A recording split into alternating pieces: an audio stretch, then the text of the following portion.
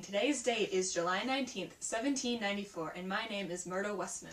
And my name is Esther Goodwin. Tonight's breaking news is the Whiskey Rebellion has ended. In 1791, Congress enacted a tax on whiskey in order to pay off the debts accumulated by the Revolutionary War. This tax was created by the Treasury Secretary Alexander Hamilton. This tax mostly affected the farmers living in western Pennsylvania. These farmers were making profits off of the leftover grain by turning it into whiskey for a medium of exchange.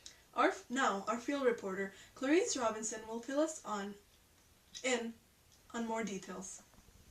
Good evening. My name is Clarice Robinson, and I am reporting from western Pennsylvania.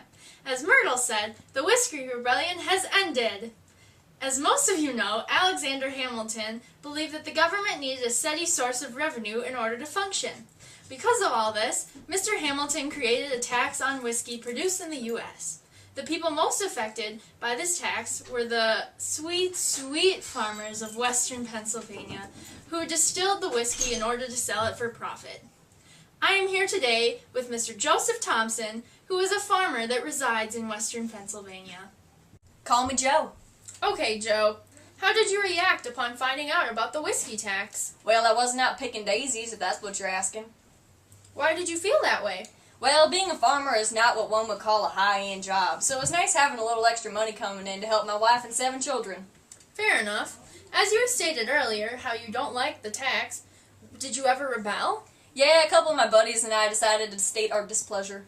How so? Well, earlier this month, my buddy and I and a couple other rebels attacked good old John Neville's house. We burned it to the ground. Why did you do such a thing? I don't believe in the tax. The government has no right to tax us lovely farmers. We break our backs to feed the elite folks, and I just don't like it. Alright. Well, thank you, Joe, for your insight into the matter. Yeah, you betcha. Hey, cameraman, cut to the goat. This is my award-winning goat, Agnes. Splendid goat, Joe. After Washington found out about this violent act, he sent peace commissioners to the scene. However, the crowd had already dispersed. Signing off, this is Clarice Robinson for Boss Network. Back to you, Esther and Myrtle. Thank you, Clarice. Once Washington and Hamilton found out about the small rebellion, they knew that the government needed to be able to remain order over the states. Washington sent out peace commissioners to western Pennsylvania to suppress the rebellion, while at the same time calling out the government of Virginia, Maryland, New Jersey, Pennsylvania to establish order. This rebellion threatened to spread to other states. However, Washington was able to show the government's strength over the states. A few weeks ago, I had an exclusive interview with President George Washington. Esther, roll the clip. I'm here today with the revered George Washington. Sir, can you tell us how you feel about the whiskey tax? Yes, I sure can, but before that, you need to know the background information. Proceed.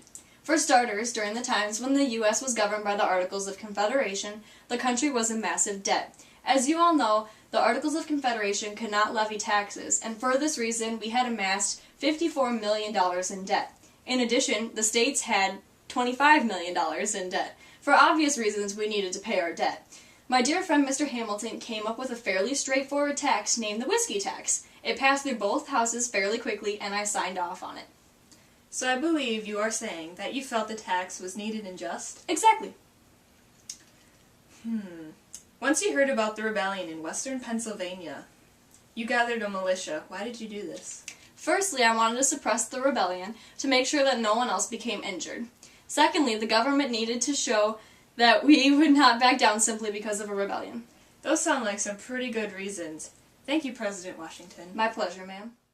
I hope you enjoyed my exclusive interview with President Washington. I certainly did. Well, it's getting close to lunchtime, so signing off for Boss Network, I'm Myrtle Westman. And I am Esther Goodwin.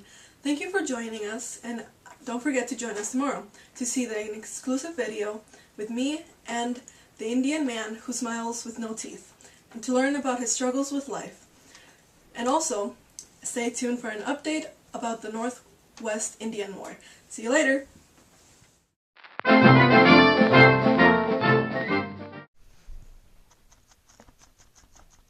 Okay, it's like There. Okay, stop. I couldn't get it to... She was like, partly sunny, with a high of 86, or 87, 77.